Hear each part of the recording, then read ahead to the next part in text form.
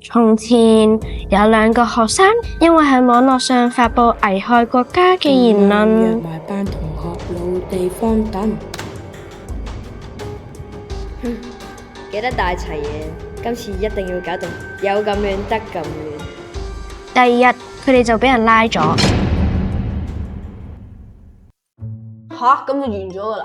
佢哋犯咗國安法，俾人拉咗，條片咪完咯。但係我哋唔係要拍一條宣傳國安法嘅片咩？呢條片好似就係講點樣將啲人治罪咁喎。國安法唔係攞嚟保障我哋嘅社會，守護我哋嘅社區咩？咁你哋有咩諗法啊？咁我就覺得應該係咁。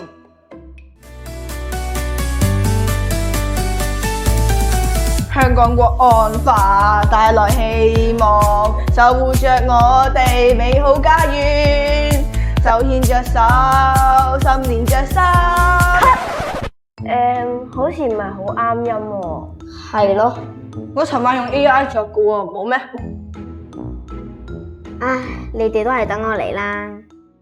香港國安法不經不覺已經實施咗5年啦，佢保障咗我哋嘅生活，可以安心咁使用網絡嚟學習，唔會再有危害社會嘅活動，我同同學都可以放心去玩啦。